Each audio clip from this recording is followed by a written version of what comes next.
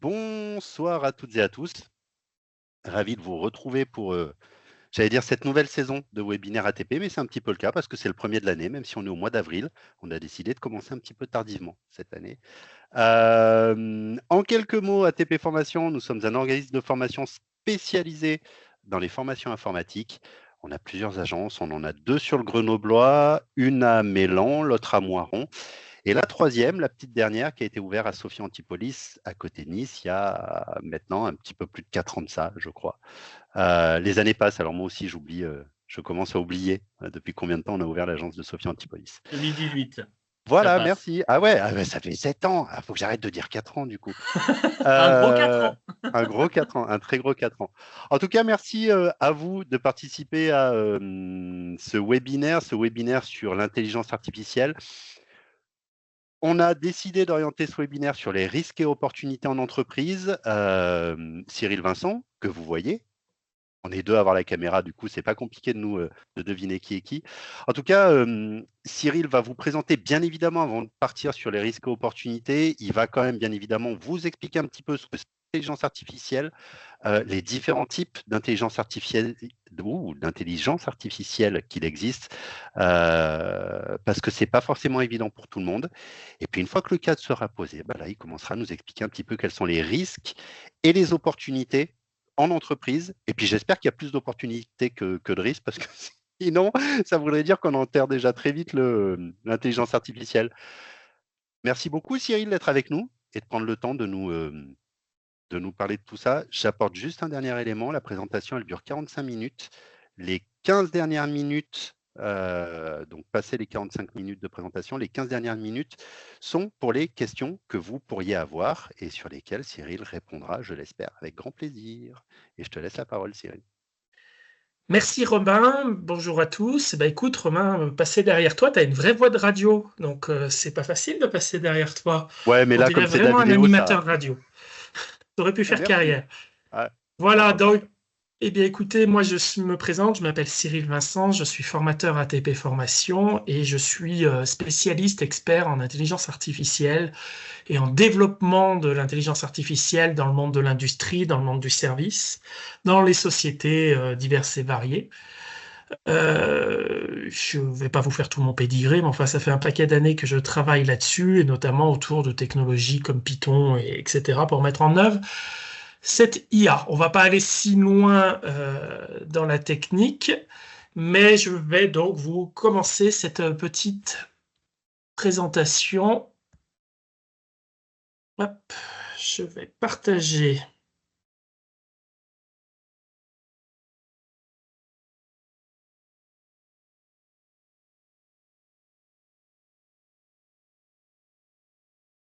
Voilà, je pense que C'est tout bon, on voit. c'est tout bon. J'étais à la fin. Voilà. Voilà, donc je pense que vous voyez tous mon PowerPoint. Donc, risques et opportunités sur l'intelligence artificielle. Et comme l'a bien dit Romain, je vais commencer par expliquer pour ceux qui ne sauraient pas ou pas précisément ce qu'est l'IA, rapidement évidemment, avant d'attaquer les risques et opportunités. Voilà, donc ma brève, je me présente brièvement sur ce PowerPoint, je passe. Alors, la définition Wikipédia de l'intelligence artificielle, c'est l'ensemble des théories et des techniques mises en œuvre en vue de réaliser des machines capables de simuler l'intelligence. Eh bien, avec cette phrase, on n'est pas sorti de l'auberge parce qu'elle est très floue, cette phrase. Elle ne veut pas dire grand-chose. Il y a des choses qui ne sont pas du tout d'IA qui paraissent intelligents. Par exemple, quand vous jouez sur votre téléphone aux échecs, par exemple, votre téléphone vous bat complètement aux échecs, juste par sa puissance de calcul. Calcule toutes les possibilités. Est-ce qu'on peut dire que c'est de l'intelligence artificielle? Pas vraiment. D'autres choses, certains jeux vidéo sont capables de jouer avec de la stratégie contre vous, ou dans les entreprises, certains logiciels sont d'une apparence intelligente, mais est-ce vraiment de l'intelligence artificielle? Donc cette définition, elle est un peu trop floue pour nous. Alors, avant d'aller plus loin, quelles sont les difficultés? Eh ben, certains problèmes sont beaucoup trop complexes pour être résolus par un algorithme classique. Vous savez tous ce qu'est la programmation, on a tous accès à des langages de programmation, les développeurs c'est leur métier, il y a des langages comme Python, Java, C, qui permettent de faire des algorithmes. Et ainsi, à partir d'un cahier des charges, répondre à ce cahier des charges pour résoudre des tâches qui peuvent être très complexes. Par des algorithmes, on sait résoudre des choses très complexes avec un certain temps et de l'argent. Ben regardez vos logiciels, ce que fait un Excel, ce que fait un Word, ce que fait Windows, ça résout quand même des tâches très complexes. Et pourtant, c'est pas de l'IA.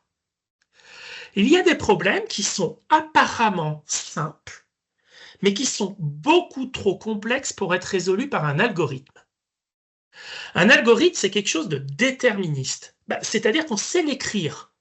On sait expliquer ce qui se passe.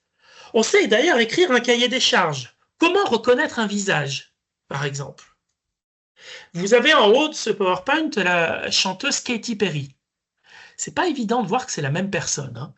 Elles sont à deux époques différentes, deux âges différents, de coiffures différentes, de maquillages différents. Et pourtant, nous, avec notre intelligence d'humain, notre cerveau est vraiment très affûté dans la reconnaissance de visage. Et si vous êtes fan de Katy Perry, vous pouvez reconnaître que c'est bien Katy Perry. À l'inverse, en bas à droite, vous avez deux visages de deux personnes différentes. À gauche, c'est Chad Smith, le batteur des Red Hot Chili Peppers. Et à droite, c'est Will Ferrell, un comique américain que vous avez certainement vu dans des films. Regardez leurs yeux, regardez leur nez, regardez leur bouche. C'est impressionnant, même leurs rides sont les mêmes. D'ailleurs, dans certains talk-shows américains, ils s'amusent à s'habiller de la même manière, parce qu'ils se connaissent. Ils ne sont absolument pas frères. Aucun lien de parenté, mais ils se connaissent et ils s'amusent à l'un s'habille avec les habits de l'autre et ils arrivent à tromper les équipes. Et pourtant, quand on fait attention, si on les voit vite fait dans la rue, on se dit que on ne fait pas la différence. Mais si on y prête attention, eh bien, on ne les confond pas. Ça veut dire que notre cerveau est quand même très très fort dans la reconnaissance de visage.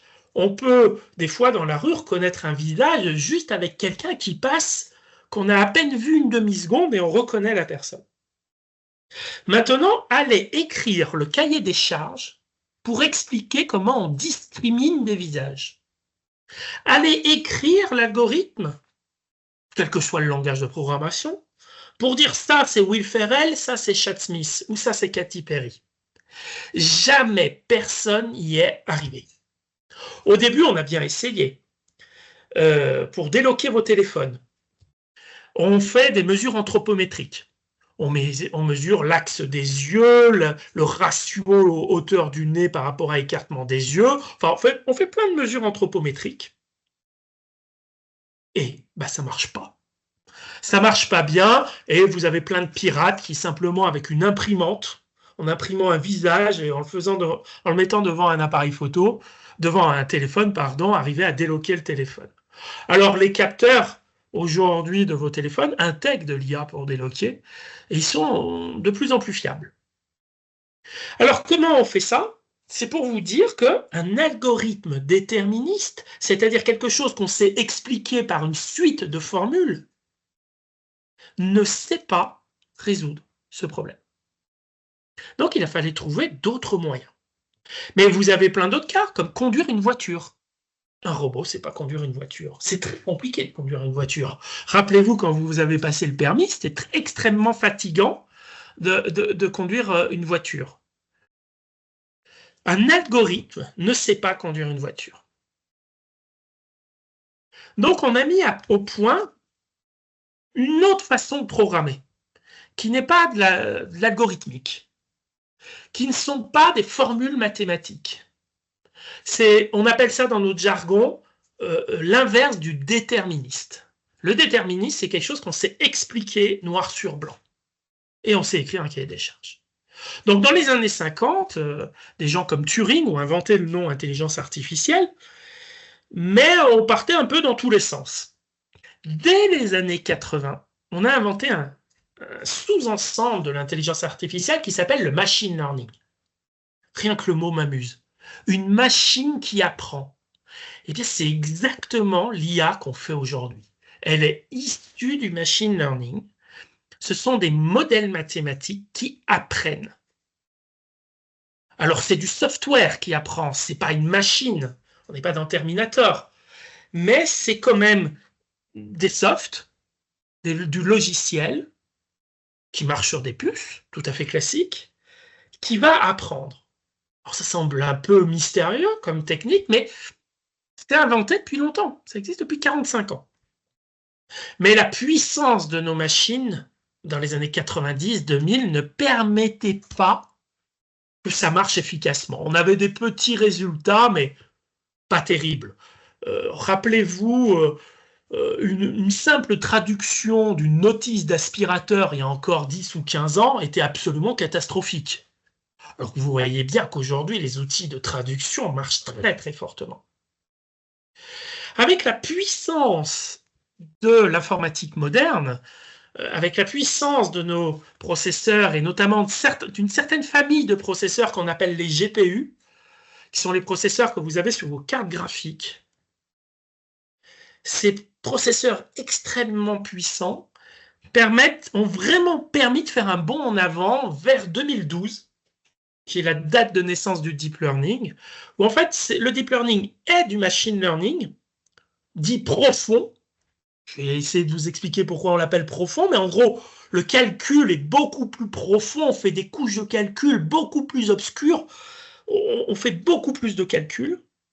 Et c'est toujours du machine learning, c'est une machine qui apprend, mais je vous en parlerai dans l'autre moitié du séminaire. C'est une machine qui apprend, mais qui est incapable d'expliquer comment elle a appris.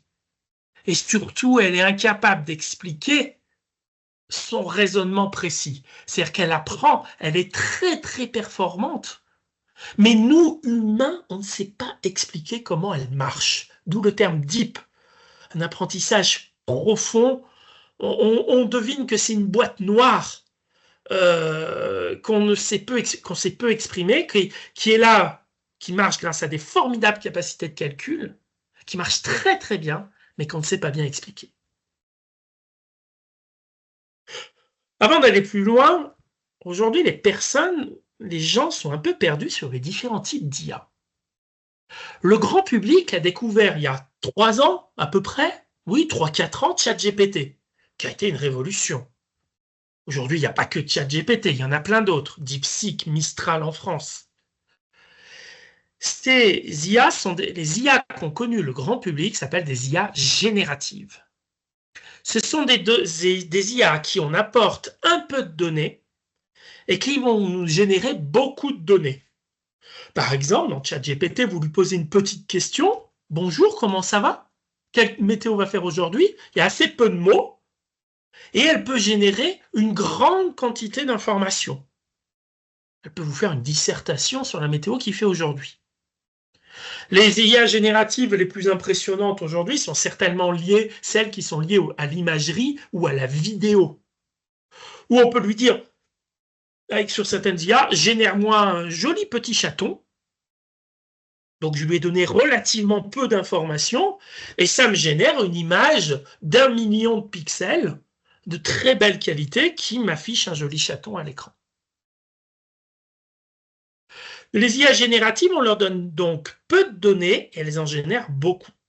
Aujourd'hui, vous avez des IA génératives qui génèrent de la vidéo haute définition complètement inventée. On appelle ça le deepfake, mais ça peut être une vidéo très très réaliste. J'ai pas pu mettre ce genre de vidéo dans ce PowerPoint. Et ce chat n'a jamais existé. Il a été entièrement généré par une IA. Ça a été généré par Grok. Les IA prédictives existent depuis beaucoup plus longtemps, depuis 2012 à peu près. On les utilise beaucoup dans les entreprises aujourd'hui, déjà dans l'industrie, dans le service. Ce sont des IA qui vont prédire des valeurs, qui vont prédire des catégories. Par exemple, on lui donne cette image de chat et on va lui dire écoute, de quel animal s'agit-il? Et là, il va nous sortir une catégorie. C'est un chat. On peut même aller plus loin dans le détail. On lui donne le chat, on va lui dire, mais de quelle race de chat est-ce? On peut lui prendre en photo une plante, une fleur, et il peut nous donner vraiment en détail de quelle fleur et de quelle plante il s'agit. C'est-à-dire que les IA prédictives marchent un peu à l'envers des IA génératives. On leur injecte beaucoup de données, une image d'1 million de pixels, pour qu'ils nous en sortent peu.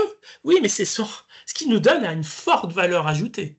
Par exemple, dans l'industrie, vous avez des IA qui vont prédire des défauts sur une chaîne de production. Et ainsi, des défauts difficilement visibles à l'œil nu. Et ainsi, ne pas mettre sur le marché des produits issus de l'industrie qui seraient défectueux. Dans le monde de la médecine, vous avez des IA prédictives qui sont aujourd'hui en production sur la détection de tumeurs, notamment sur le cancer du sein, qu'un humain ne verrait pas. Parce qu'on arrive à trouver des tumeurs aujourd'hui qui sont de l'ordre du micron, du micromètre. Dans le monde du service, on a des IA qui arrivent à prédire si tel ou tel comportement bancaire peut être sujet à une fraude ou pas. Donc le but du machine learning, c'est de trouver un modèle mathématique. On ne parle plus d'algorithme, on parle d'un modèle qui va apprendre tout seul à partir de données pour essayer de prédire un phénomène. Pas forcément de l'expliquer, mais de prédire ce qui va se passer. Et en général, c'est un phénomène complexe. Alors, les IA génératives, on commence à en avoir beaucoup aujourd'hui. Ok, tout le monde connaît OpenAI ChatGPT. C'est ce qu'on appelle un LLM, Large Language Model. Mais en France, on est très fort. On a Mistral, ça s'appelle le chat, un des produits de Mistral, qui est très fort, qui est en France, qui est compatible RGPD. Les Chinois ont riposté à ChatGPT en faisant une IA impressionnante qui s'appelle DeepSeek. Vous avez des IA de génération d'images ou de vidéos comme Grok d'Elon Musk, DALL-E d'OpenAI.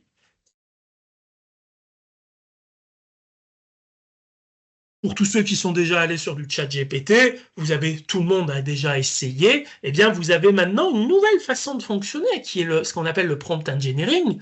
ChatGPT va vous répondre, oui, mais à condition de poser les bonnes questions. Il va vous répondre en fonction de votre question. Et si vous lui dites à ChatGPT, essaye de résoudre mon problème, essaye de me créer le programme qui me fait ci ou ça, eh bien, on s'aperçoit que d'écrire un cahier des charges précis pour qu'il me réponde précisément n'est pas tâche facile. Et donc, un nouveau métier est apparu pour cela qui s'appelle le prompt engineering.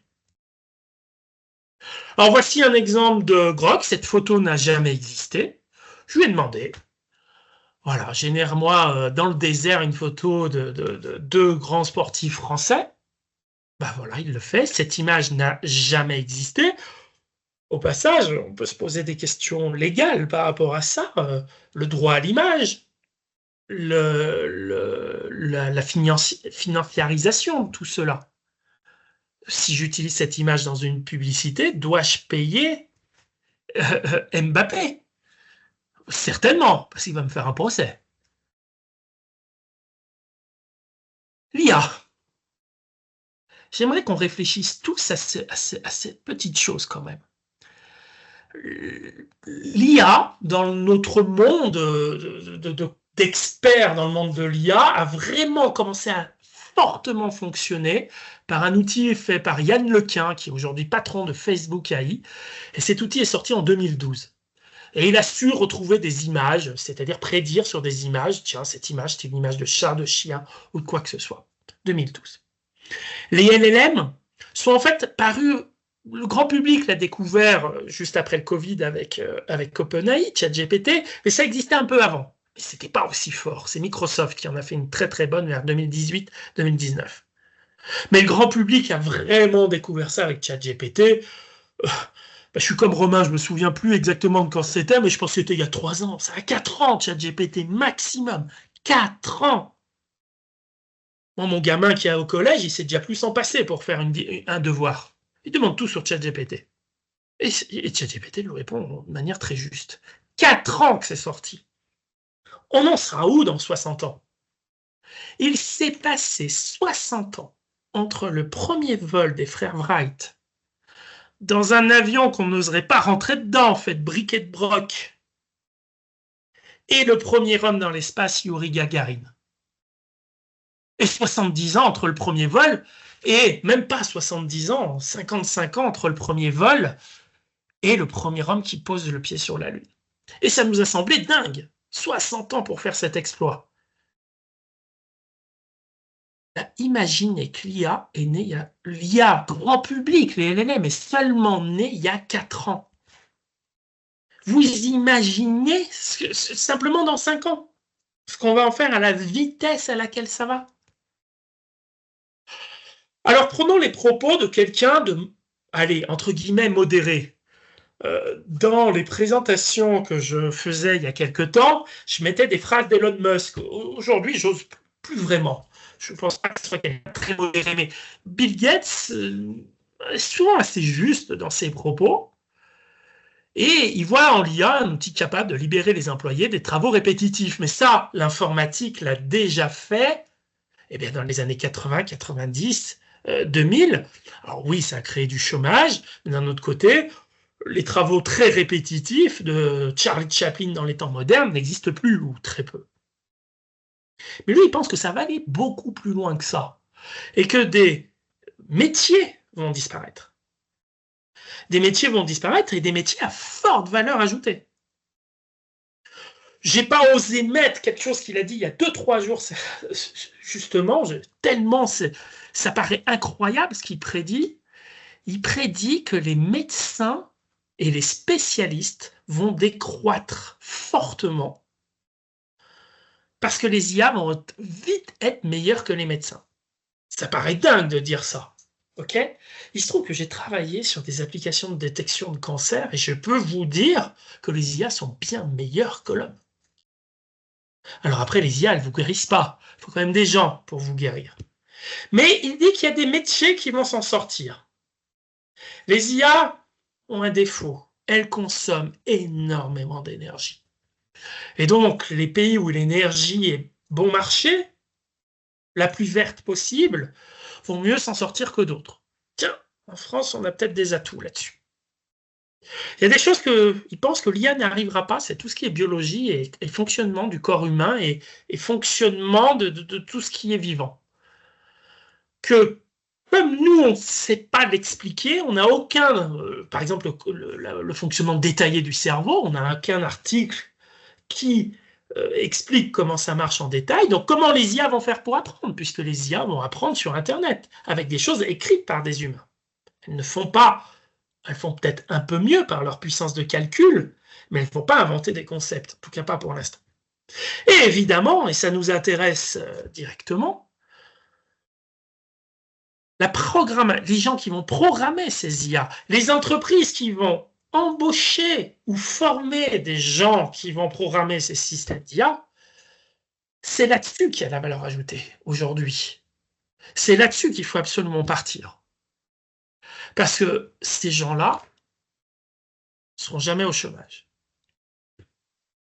Alors évidemment, je suis allé chercher des sources sur Internet, ça vient de Merrill Lynch. Il n'y a pas besoin d'expliquer ces chiffres en détail. Tout le monde le sait, tout le monde le voit. Donald Trump vient au début de son mandat, c'est quasiment ce qu'il a dit le premier jour. Il met 500 milliards sur la table, sur l'IA. Notre président, quelques jours après, dit à peu près la même chose, avec des montants moindres, mais tous les présidents de la planète, et la Chine, disent non, on va mettre beaucoup d'argent sur la table, parce qu'en fait, il faut derrière une infrastructure énergétique, des centres de calcul pour faire cela. Et pourquoi ils font ça? Parce que il semble assez évident que le chiffre d'affaires de l'IA va croître exponentiellement. Et comme a déjà largement commencé. La France est très, très forte dans ce domaine. Vous avez le CEA, le CNRS qui ont des leaders là-dedans. Vous avez l'INRIA à Montbonneau, pour ceux qui seraient grenoblois, qui a vraiment inventé la moitié de l'IA. Le chef de projet, le patron de Facebook AI s'appelle Yann Lequin, il est breton. Jusqu'à il n'y a pas longtemps, le grand penseur de Google dans l'IA s'appelait François Chollet. Il est montpelliérain.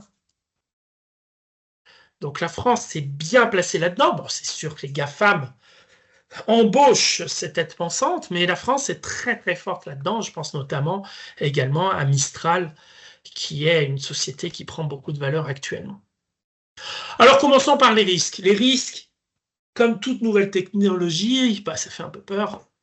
Rappelez-vous l'arrivée d'Internet pour les plus anciens de ce webinaire. Chaque fois qu'il y a une nouvelle techno, on en a un peu peur, mais oui, il y a des risques objectifs. Ok, le deepfake est un vrai risque.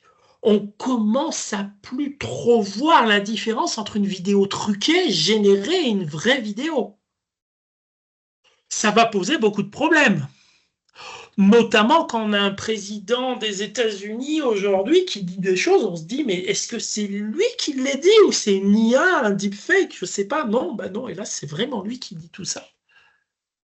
Donc, mais là, c'est un risque qui n'est pas pour l'entreprise, c'est un risque général. Il va falloir qu'on arrive à lutter contre ça. Pour l'entreprise, il y a un vrai risque.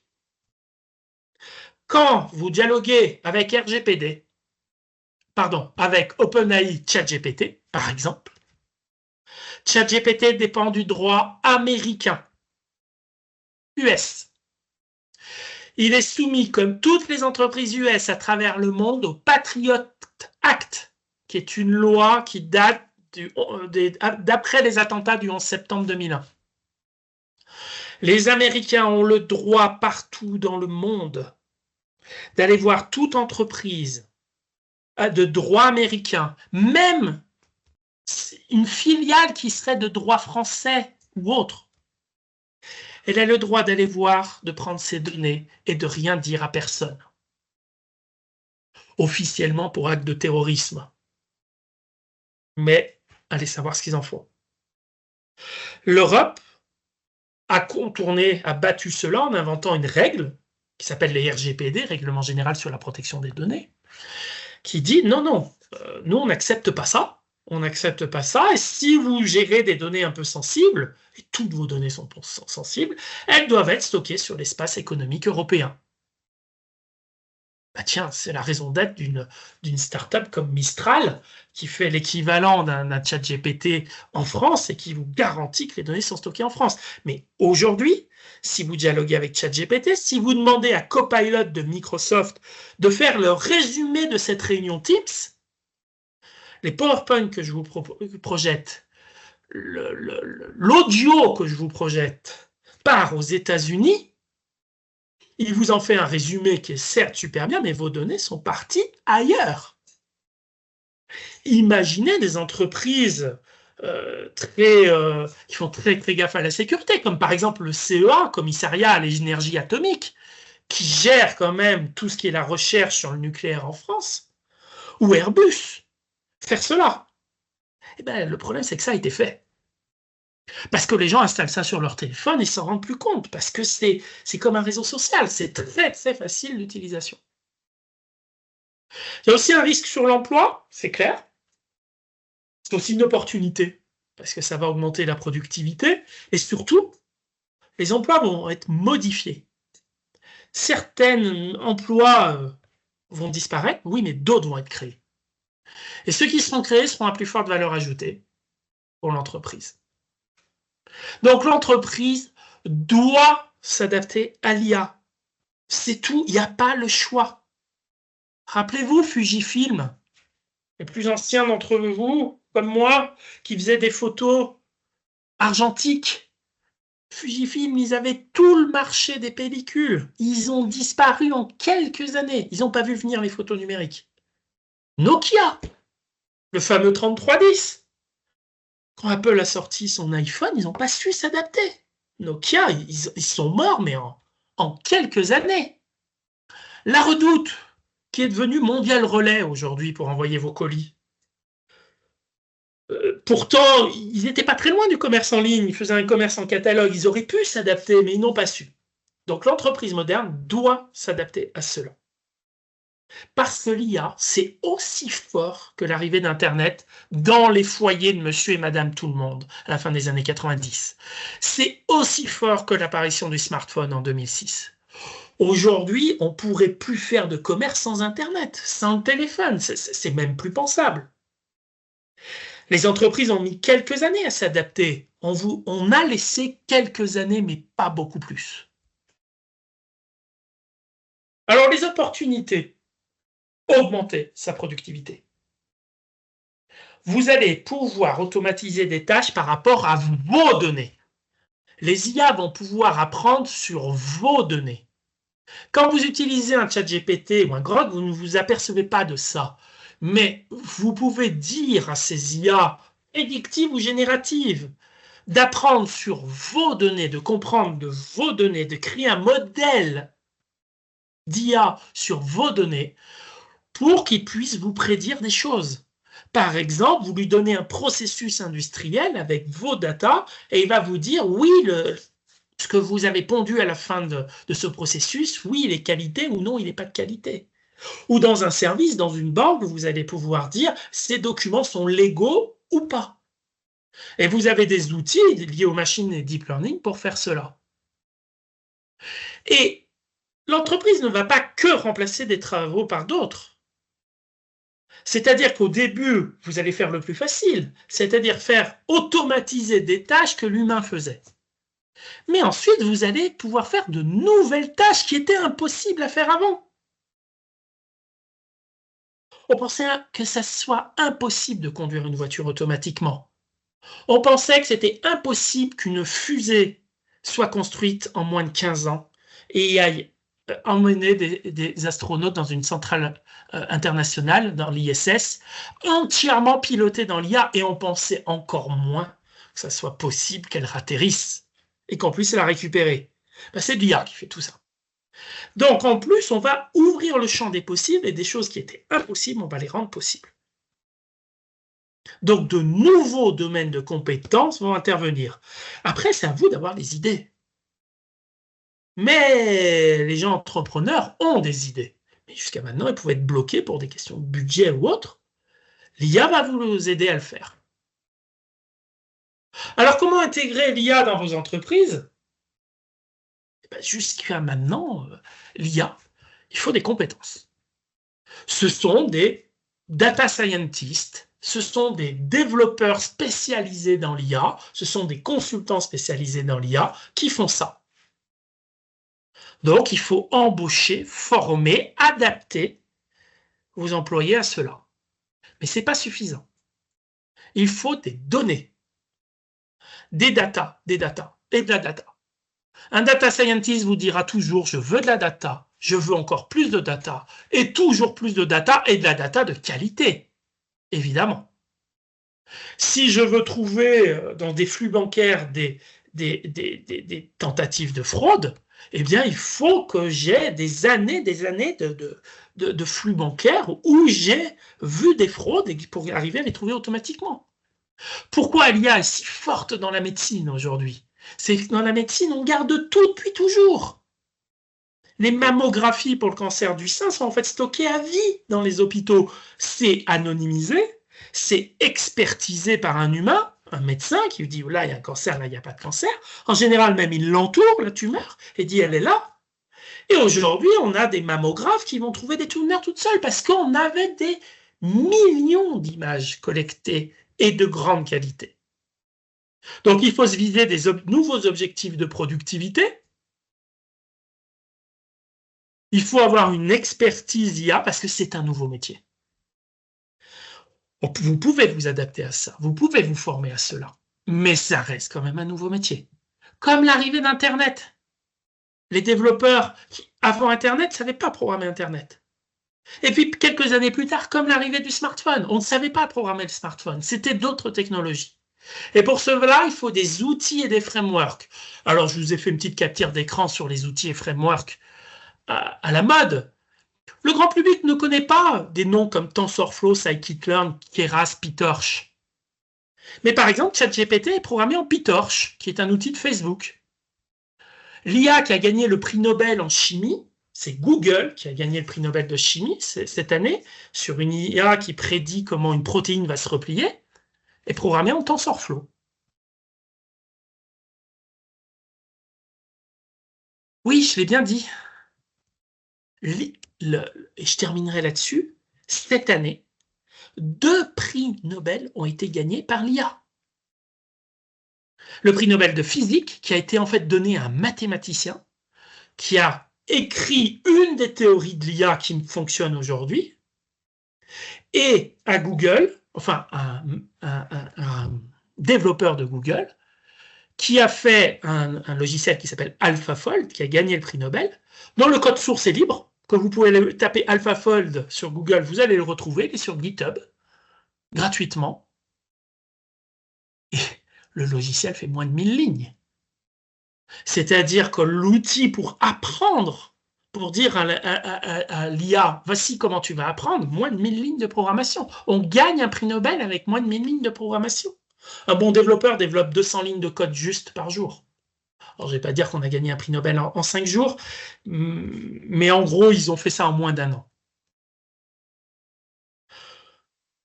Donc, vous avez compris que oui, il y a des risques. Vos données, et le principal risque, c'est que vos données partent ailleurs. Vous ne maîtrisez pas vos données si vous ne faites pas attention. Mais vous avez moyen, par des technologies, de dire, ben non, mes données, moi, j'installe ça sur mes serveurs, chez moi. Ou je signe un contrat avec une entreprise compatible RGPD.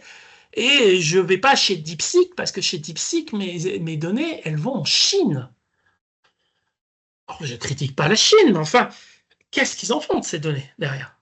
Alors oui, il y a des petits risques, mais il y a une opportunité phénoménale qu'il faut prendre maintenant, parce que vous allez augmenter la productivité de votre entreprise et vous allez, de plus, inventer des nouvelles choses qui étaient impossibles à faire avant avec des algorithmes classiques.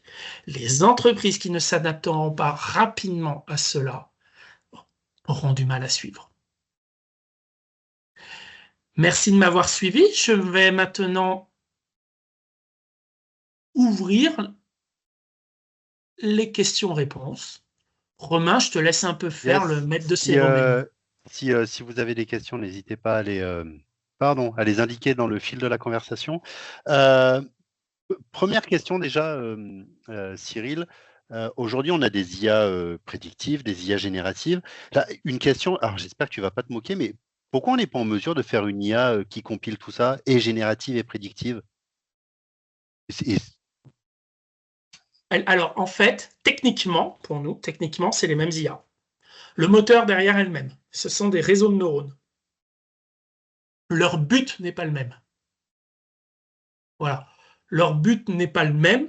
Donc, c'est en fait l'humain qui différencie ça en 2 espèces d'IA. Mais derrière, c'est les mêmes moteurs, c'est les mêmes techniques. Je rajouterais qu'il y a aussi les moyens. ChatGPT 3.5, qui est le ChatGPT que le grand public a connu il y a 3-4 ans, $1,5 milliard pour le faire.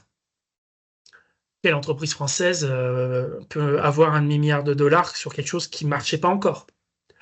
Une IA prédictive, c'est beaucoup, beaucoup, beaucoup moins cher. Beaucoup, beaucoup moins cher, c'est à portée de main des entreprises lambda.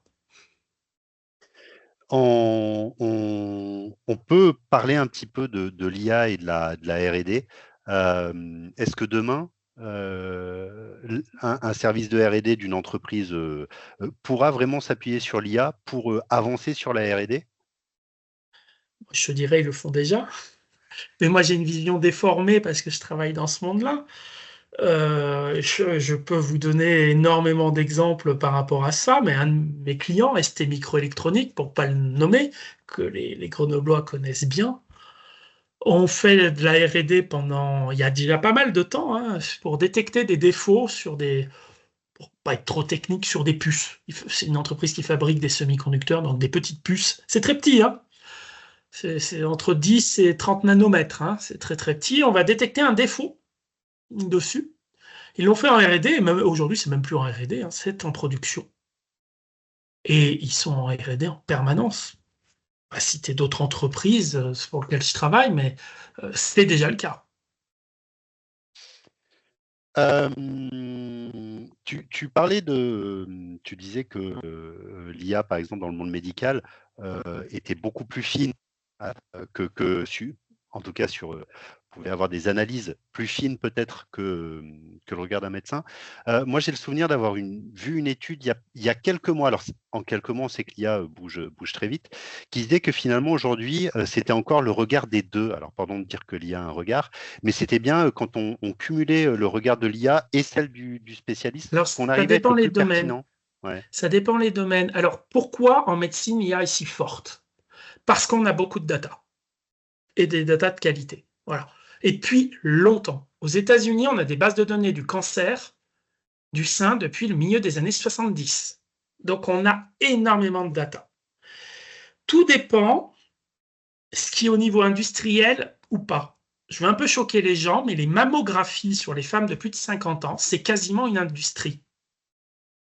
On en fait, je ne sais plus le chiffre exact, mais plusieurs millions par an.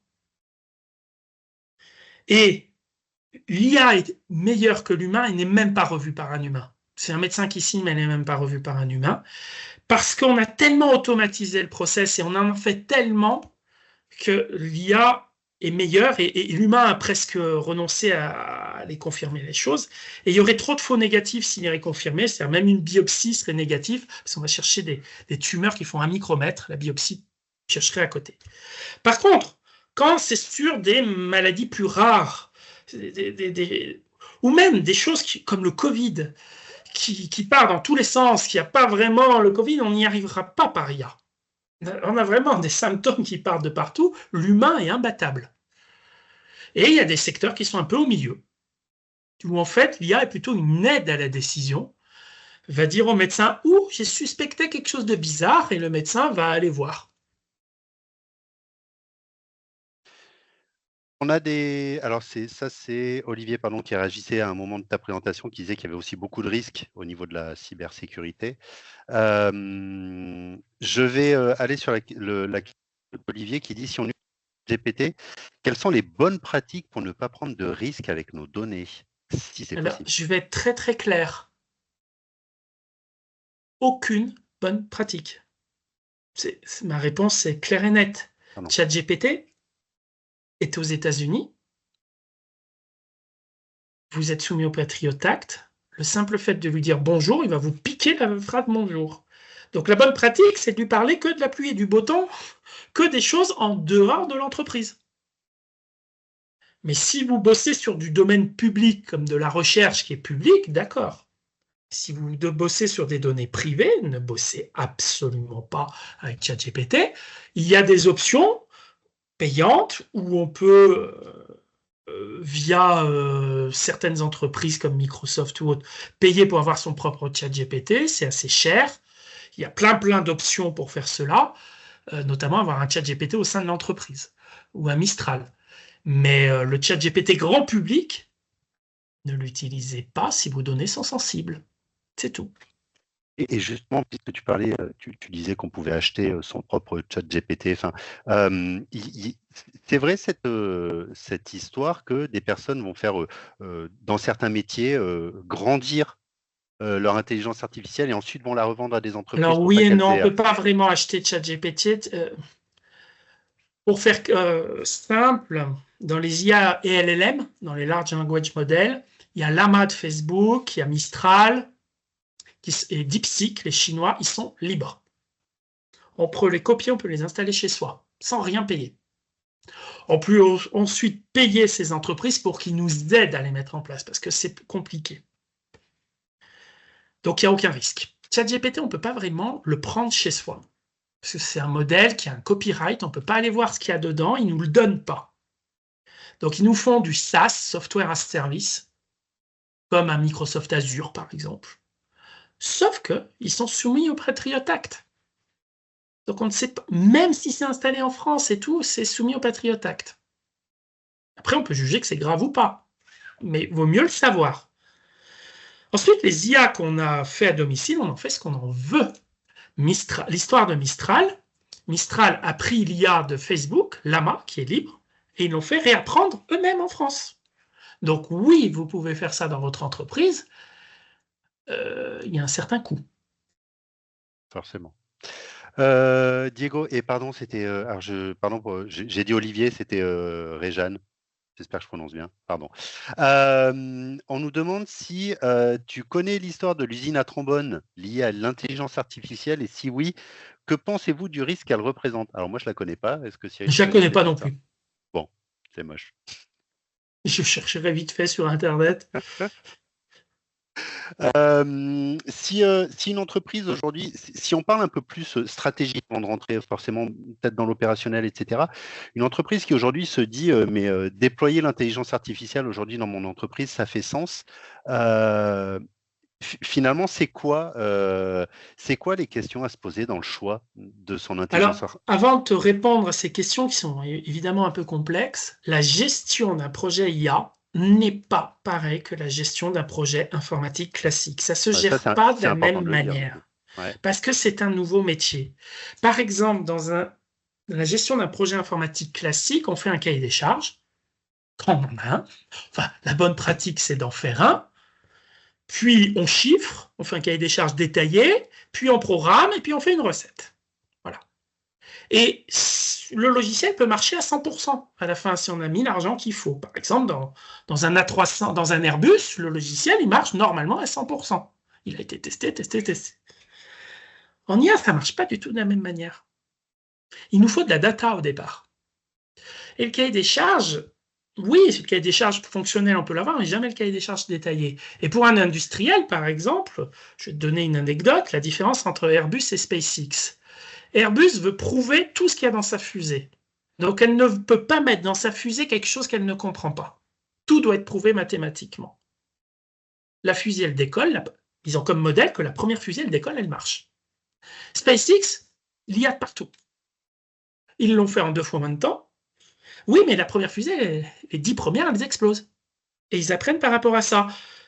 Je dis pas que l'un est meilleur que l'autre, c'est 2 approches complètement différentes, mais aujourd'hui, dans les fusées SpaceX, il y a des choses qu'on ne sait pas expliquer, qu'on ne sait pas démontrer mathématiquement, mais pire, dans les Tesla, et bientôt dans les avions. Très, très, très bientôt dans les avions. Oui, mais nous, ce qu'on veut, c'est que ça marche. C'est-à-dire qu'il y a des industriels qui vont dire, moi, dans ma conduite de projet, je veux arriver à 99,999% de fiabilité. C'est ça mon cahier des charges, ou moins, ou plus. Pour certains industriels, c'est inacceptable de ne pas maîtriser ce qui se passe. Pour d'autres, l'important, c'est la fiabilité. On peut avoir une fiabilité supérieure à l'humain dans certains cas. On a une question, alors je ne sais pas si tu as la réponse, justement quand tu parlais, quand tu parlais de l'IA qui permet de déceler les cancers du sein, la question c'est aujourd'hui, est-ce que c'est généralisé ou est-ce que c'est dans certains centres médicaux les plus modernisés ou les mieux dotés, ou est-ce qu'aujourd'hui ce sont des techniques qui sont déjà éprouvées et mises en place de partout? Alors, je vais même te dire, c'est plus que généralisé, c'est carrément mis dans le mammographe, Ah oui, en dur, dans l'appareil, via des puces ST microélectroniques, entre autres. C'est carrément mis dans l'outil. Et aujourd'hui, c'est plutôt dans des centres spécialisés, mais ça commence à arriver dans les échographes des médecins généralistes. Ils ont des petits échographes sur roulette. hmm. Ça coûte entre 5 et 10 000 euros, ces échographes. Ils mettent des choses dedans. Ils mettent des choses dedans pour détecter des maladies et tout, que le généraliste n'est pas formé pour. Le but n'est pas que le généraliste remplace l'oncologue ou autre chose, le spécialiste, c'est qu'il voit des choses en se disant, tiens, c'est bizarre. L'IA dit qu'il y a un truc, allez, va voir un spécialiste. Alors, le trombone, en fait, je connaissais. Alors, moi, je connaissais Ouais. avec l'usine du Sombrero. Des usines de Sombrero où il y en a même un. Bon, bref, il y a même quelqu'un qui en a fait un spectacle comique là-dessus. Je ne sais pas répondre à cette question. En tout cas, en tant qu'écologiste convaincu, aujourd'hui, il y a quelque chose qui pose problème dans l'IA. C'est que ça utilise beaucoup d'énergie et que les gens ne le voient pas.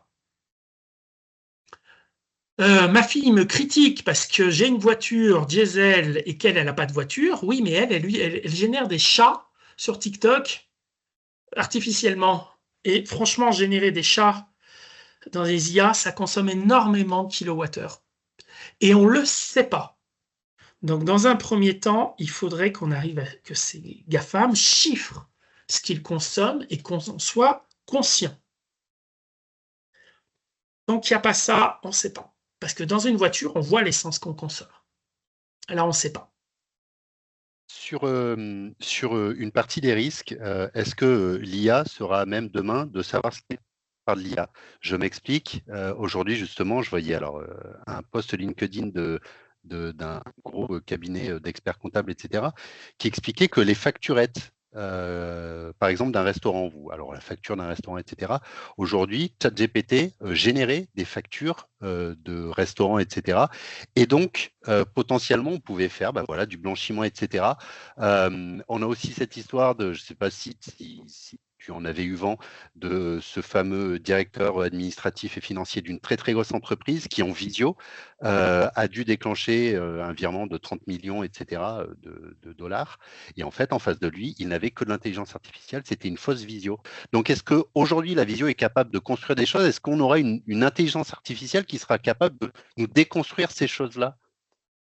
Alors, si c'est Brad Pitt qui t'appelle, Ouais, bon, ok. l'intelligence naturelle va te dire Pas pour tout le monde. j'ai un doute. Ouais, non, mais il y a pire. Aujourd'hui, tu peux générer un certificat de vaccination très facilement. Ouais.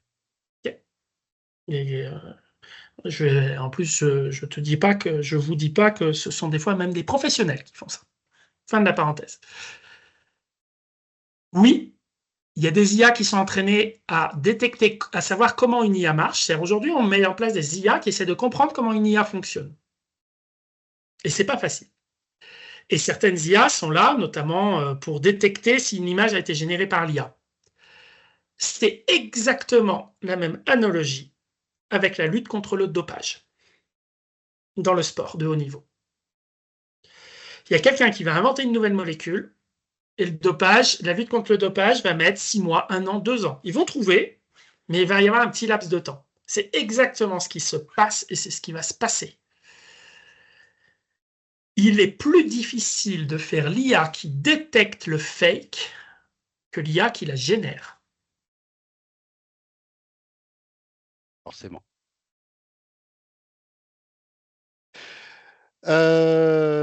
Du coup, ça veut dire qu'on va continuer à entraîner nos propres cerveaux pour essayer de détecter les choses, quoi. C'est ce que tu es en train de nous dire. Ce sera plus simple. Le bon sens. Ouais, mais le bon sens, voilà, c'est pas toujours le plus, c'est pas toujours Non, le plus mais simple.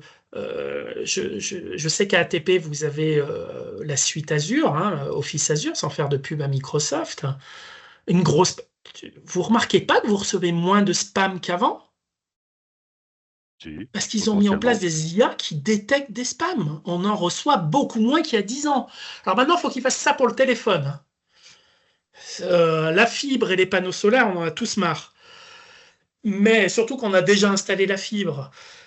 Mais dans les mails, mais rappelez-vous les mails qu'on recevait il y a 10-15 ans, les spams, et regardez ce que vous recevez aujourd'hui. Donc c'est déjà en route. Et il y a assez peu de faux négatifs. Hmm. Il peut se planter, mais assez peu. La dernière question, parce que je vois qu'il n'y en a plus, il y en a plus après. C'est Lorraine. Forcément, on ne pouvait pas terminer sans une question de Lorraine qui dit: et les IA vont conquérir le monde et asservir les humains? Mais il y a une crainte, hein. Même si aujourd'hui on nous dit non, c'est pas possible, mais il y a quand même cette crainte-là. Mais il n'y a pas un mec qui bosse là-dedans qui te dirait le contraire. Pas un. Vous connaissez certainement tous la loi de Moore, qui est le nom du co-créateur d'Intel, qui a dit que la puissance des processeurs allait doubler tous les 18 mois. Il a inventé cette loi en 1975, ça a été respecté à peu près jusqu'en 2005-2010. Pendant 40 ans, on a eu une industrie qui a doublé sa puissance tous les 18 mois. C'était du jamais vu dans l'histoire de l'humanité. Aujourd'hui, non, les processeurs n'arrivent plus à beaucoup progresser. L'IA, aujourd'hui, c'est x10 par an. Ouais. En puissance, en plein de choses. Donc, où est-ce que ça va s'arrêter? je pense que ce qui va arrêter l'IA, la modérer, c'est la puissance énergétique. Les gens vont pas accepter qu'on se construise des centrales nucléaires pour faire tourner de l'IA. Enfin, j'espère.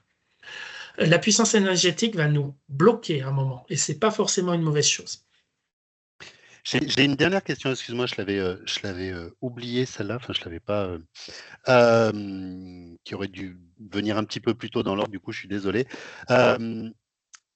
Les IA génératives, elles s'appuient sur quoi pour les réponses qu'elles vont te donner? Je te donne un exemple bête. Aujourd'hui, on peut avoir Copilot quand on a Office 365. Copilot aujourd'hui te propose de travailler soit sur le web, soit de travailler sur ton environnement professionnel, n'est pas capable de faire les deux en même temps. Du coup, quand il vient travailler, par exemple, sur les données de mon entreprise, je peux le comprendre. Et en revanche, à côté, il me dit qu'il travaille sur le web. Mais ChatGPT, quand il me sort une réponse, il va chercher tout ça où? Alors, il va pas le chercher en direct, il a déjà appris, déjà. Ça s'est fait l'année d'avant. En gros, ChatGPT apprend pendant 1 an et il sort. Et après, il bloque, il réapprend pendant 1 an et il sort. Le web mondial. Tout simplement, le ChatGPT 2, que le grand public n'a pas connu, c'était en gros Wikipédia. ChatGPT 3, c'est grosso modo le web mondial gratuit. ChatGPT 4, c'est le web mondial payant. Ce qui pose des problèmes au niveau copyright et tout. Plus tout ce qui est image, et maintenant tout ce qui est son. Et donc la promesse qu'ils font maintenant, c'est tout YouTube. Ils vont ingurgiter pour ChatGPT 5, DeepSeek et tout, ils vont tous faire, ils vont ingurgiter tout YouTube en moins d'1 an. Et donc ils vont se voir des vidéos de chats en continu sur YouTube pour aller apprendre des vidéos. Donc pour l'instant, il apprend que sur des... En gros, il y a 2 ans, il apprenait que sur du texte, puis il a appris sur des images, et maintenant il apprend sur de la vidéo. Et c'est la vidéo mondiale. Et la fiabilité de des résultats dans ces cas-là? C'est à peu près la fiabilité de ce qu'il y a sur le web. Ouais. C'est-à-dire, sur Wikipédia, c'est très fiable, sur d'autres, c'est moins fiable, mais il recoupe. Il recoupe et il commence, c'est surtout les prochains ChatGPT qui vont arriver à le faire, c'est-à-dire qu'il va commencer à dire qu'il ne sait pas. Et aujourd'hui, il commence à le faire, où il commence à répondre à une question, puis après, il te donne une deuxième réponse, ou une troisième. Il dit, en fait, il y a peut-être une autre façon de faire, ou j'ai un doute, il commence à douter. Mais c'est ce qui pose problème. Oui, il va chercher les choses sur le web. Donc, quand on peut tromper 1000 personnes 1000 fois, hein, tu connais la célèbre réplique. Quand un mensonge est répété 1000 fois sur Internet, des millions de fois, il va apprendre là-dessus. Et si la vérité est que sur une seule page, quelque part sur un petit média indépendant, il apprendra le mensonge, bien sûr. Forcément. Une dernière question. Vous disiez la différence en 60 ans entre le premier avion et le voyage dans l'espace. Est-ce que vous pensez que l'IA va faire une amélioration plus extraordinaire, en moins de temps que l'avion espace? Oui, beaucoup moins. Tu nous disais en 5 ans déjà, qu'est-ce qu'on sait? En 5 ans, c'est déjà phénoménal, beaucoup, beaucoup moins. Il y a des bémols. C'est-à-dire que le budget des États-Unis et de l'URSS dans les années 60 était infini. Enfin, infini. C'était quelque chose comme 20% de leur PIB. Enfin, c'est un truc qu'on ne pourrait plus faire aujourd'hui. Ouais, mais les GAFAM sont très, très, très, très riches.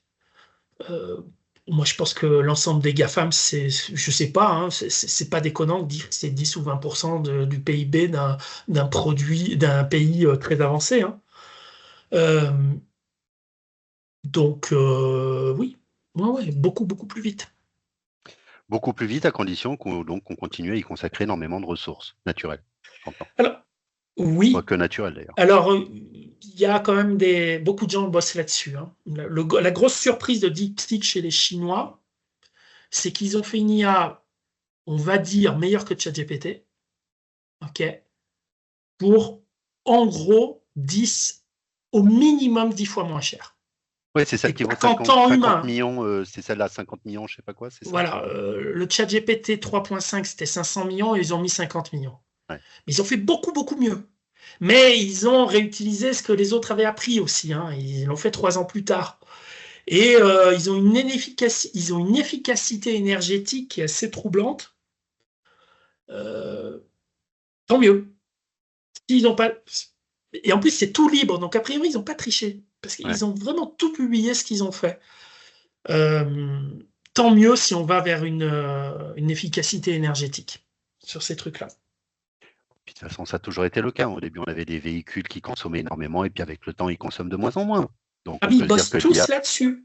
ouais, Nvidia, qui est le leader incontesté des puces GPU pour faire de l'IA, mais leader, mais de loin. Aujourd'hui, ils essayent de faire des puces non pas plus puissantes, ils ont atteint vraiment un maximum, mais surtout des puces moins énergivores. Et là, pour l'instant, ils en sont à des facteurs 10 d'amélioration en très peu de temps. Ils vont beaucoup, beaucoup bosser là-dessus. Oui, mais le problème, c'est qu'on va en avoir 10 fois plus besoin dans les années qui viennent. Donc ça, au niveau énergétique, c'est très, très difficile de prédire ce qui va se passer.